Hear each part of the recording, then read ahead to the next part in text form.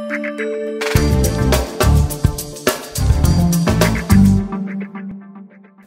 hi and welcome to the Data Explorers Market Update with me, Will Duff Gordon. So yesterday I was trying to decipher what was going on in General Motors, very much a sort of a special situation in a complicated set of short selling and stock lending related themes there. So today, taking a completely different angle, because I was really interested in the UK Prime Minister's announcement that he's going to spend about £2 million on a study to try and work out whether or not we as a nation are happy or rather unhappy. So forget GDP. So yesterday, the Office of Budget Responsibility, or whatever they're called now, came out with revising their budget forecasts. And Cameron was basically saying, look, that's really important, but really who cares? Because if you're happy, that's a pretty good thing too. And can we measure happiness? Now, various people have obviously said, no, you can't, what a waste of money. But I think it's not a bad time to take one's foot off the gas and just look at sort of, are we in pursuit of happiness or in pursuit of money, regardless of how stressful and unhappy that may make us. Now, some would argue that money leads to happiness, but if you decouple them, you could then say, right, are people sort of happy, or are they sort of buying and doing lots of things to sort of counteract the effects of being in the rat race?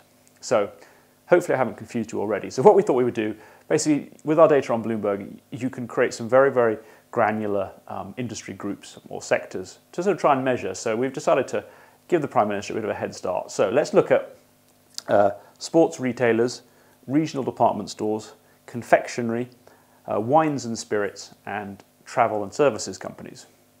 Because if people are, for instance, eating lots of confectionery and drinking lots of wine and spirits, you can argue that we're not particularly happy. We're looking to kind of give ourselves artificial stimulation through sugars and alcohol. And short sellers are covering their shorts in confectionery and the beverage and spirit sectors, which makes one think that they think that these companies are going to do well, which is pretty depressing, i.e. we're all going to be buying more and more chocolate and confectionery to kind of give ourselves a pick-me-up.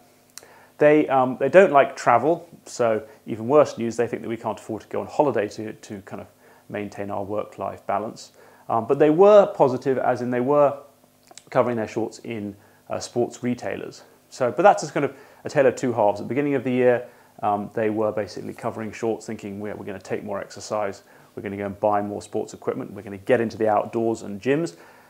In the last couple of months, though, they have been increasing their short positions in sports retailers. Now, of course, there could be some fundamental views and some very overvalued companies in there potentially, like Lululemon, for instance.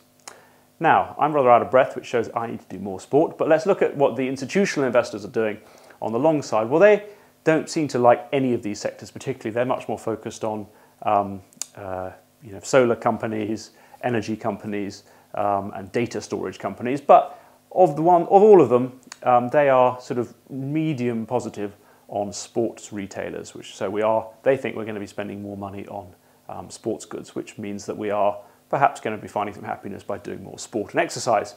They are sort of negative on regional department stores and selling shares, or they're kind of flat in confectionery and regional department stores, not expressing a view. So to sum it up, clearly no one is going to get to the bottom of whether or not we're in pursuit of happiness or not, but it's definitely an interesting thing to ask.